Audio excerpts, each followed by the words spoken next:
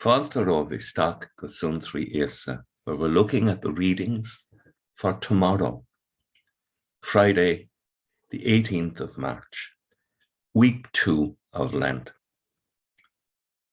The theme of both the ugliness of Calvary and the beauty of God's love revealed at Calvary touch our Friday celebrations in Lent.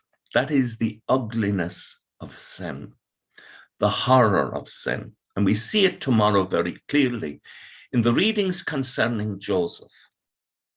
Now we see that his father, Israel, or Jacob, it's known by both names in the sacred scriptures, favored his son, Joseph, and that stirred up in the hearts, the broken hearts of his brothers, anger and jealousy.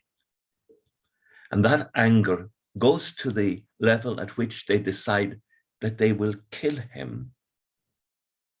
Now, they can use their father's misguided zeal and his love for Joseph as an excuse. We can all find excuses to give way to evil. Don't do that. The psalm reminds us, remember the wonders the Lord has done.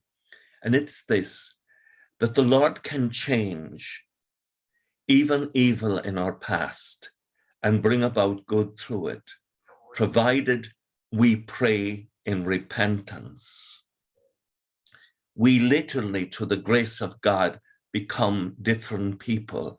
And we can look back and say, if I was to face that now, I would struggle with all my heart and all my being not to do what I did in the past. That's repentance. And by God's grace in Lent, we're called to a deeper repentance and a deeper wisdom.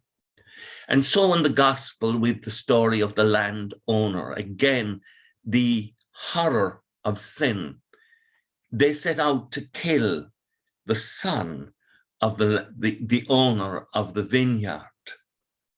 Of course, this is a parable about killing the Son of God. But it is powerful, and our hearts are touched by the line, they will respect my son, the father says. But then the error of sin in the hearts of mankind, when they saw the son, they said to each other, this is the heir. Come on, let us kill him and take over his inheritance. You know, sin is terrible. We can see it in the world today, clearly in the war in the Ukraine, in children dying in starvation.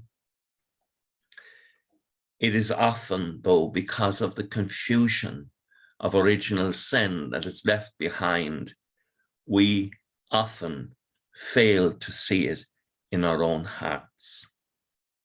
We pray during Lent that the Lord will reveal to us at a deeper level the areas of darkness in our own hearts, and that by his grace, he will enlighten us with the mercy of his forgiveness. And that this deep healing will come about because it was the stone rejected by the builders that has become the keystone. That lovely image of Christ crucified behind me. The stone rejected by the builders has become the keystone. It's the Lord's doing, and it is wonderful to see. Psalm 118, verses 22 and 23, and then 24. This day was made by the Lord. Let us rejoice and be glad. The day of mercy, Friday, Láine, the day of fast, is always the day of God's mercy. Let us reflect on our own brokenness. Let us seek repentance, but let us rejoice that it is freely given by God. I hope you have a lovely evening and end to your Patrick's Day.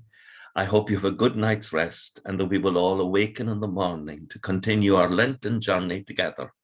Agus gamana bia ila cótach shiv, ahar mach agus spirit neve. Amen.